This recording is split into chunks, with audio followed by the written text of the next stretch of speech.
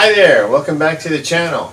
So, since the last time I did a Zoom episode, I have learned that once again I had to retract the drums. Mainly because I was practicing along with the guitar and I just couldn't get comfortable.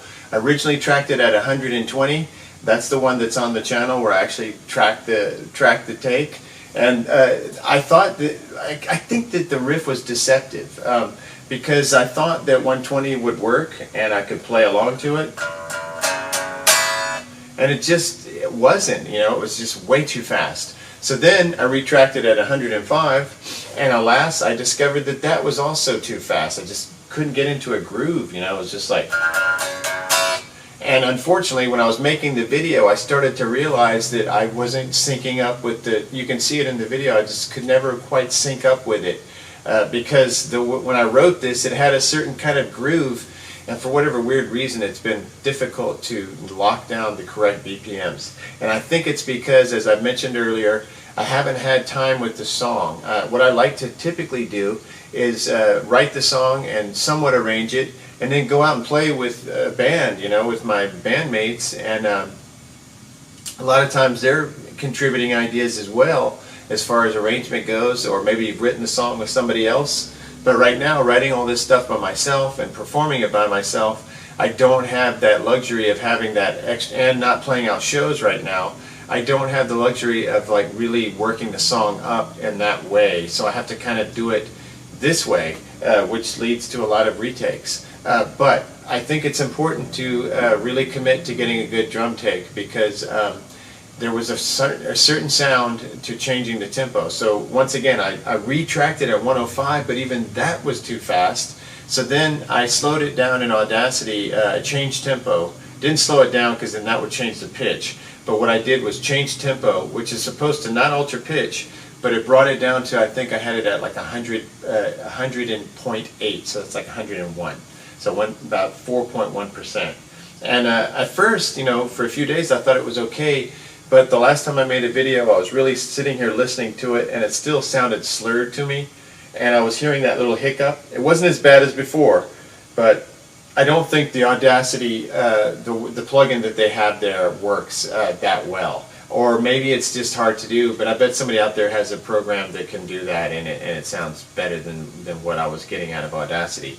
Not to bag on Audacity, but that doesn't work that well, because you can tell, and it also sounds stretched.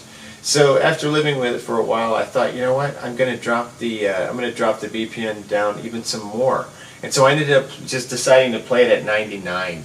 I think I heard that Toto song, 99. I was like, I'm going to try 99 because it's a little less than 100, and I had it at like 101.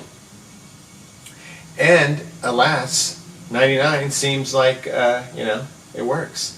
99 works. So what I'm going to do is I'll show you how I've been practicing with the Zoom, using the Zoom. So I've got my PV-KB3 keyboard amp. Not a great amp, but it's helped me out in a pinch. My friend Tim from American Guitar Boutique hooked me up with it as a favor, and so I've been grateful to have this thing. It's come in handy a few times, but I wouldn't recommend it. Really, it doesn't sound that great. But anyway, what I have is a cable coming out of your outputs. So if you look at the back of your Zoom here, right here, you have your headphone and the headphone volume control knob. Right next to that are two outputs, left and right. I come out of the left just because traditionally when you are trying to get a mono signal, it's usually the left one. And this is a mono signal going to a mono playback device. So I went out of the left one, but I don't think it matters right or left. And then I went into the input on that channel. For you, it'll be whatever you're using, a modeling amp or, I don't know, like some kind of monitors or whatever. But it's really easy to connect the Zoom to exterior monitors so that you don't have to use headphones and you can get a playback. But so what I've done, I've got the guitar plugged in. I went into input 1, coming straight out of the guitar, but you could go through pedals or whatever. I went in, and also note that the guitar cables like to slip out of here. This is a multi-purpose port. They can hold microphone, the 3-prong, and TSR, tip, sleeve, ring, and then guitar cables. So the thing that kind of slips is the guitar cables that kind of slip out. So I would almost like almost like make sure that's secured before you do a take, or maybe even tape it down with like some electric tape or something that would come off easy and wouldn't leave any residue. So anyway, I went over here to Effect, and I just put it in the algorithm of distortion, and I've got it in number 11, Distortion Plus. That's the Randy Rhoads setting as far as I'm concerned. He was the guy that used the Distortion Plus pedal a lot in the 80s. So anyway, first let's just play. So let me just tell you what happened with the drums. I'm going all over the place. So I was playing back the drums from the change tempo, and it just didn't work. I couldn't feel it, you know, and I still think it was too fast. It was a couple of BPMs too fast. So I came up here and retracked, and it really wasn't hard at all. It's a little tricky to slow down the part where I have like major little licks I'm playing on the drums, little fills.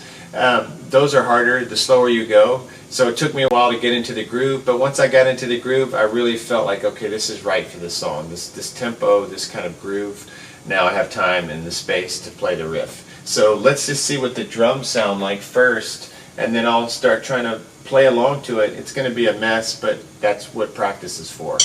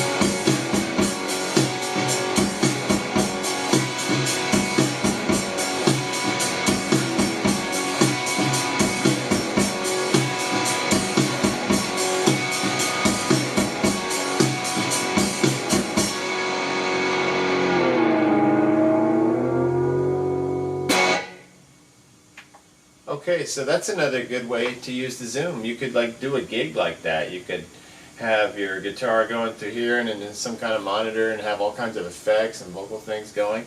Pretty cool. Another way to use the Zoom to practice, and like I said, I like to be prepared when I come in and do a track. I don't want to waste a bunch of time. Not that I'm on clock's time or anything, but it just gets frustrating.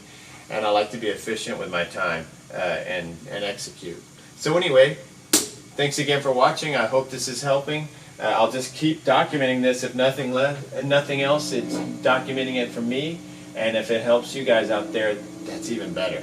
So until next time.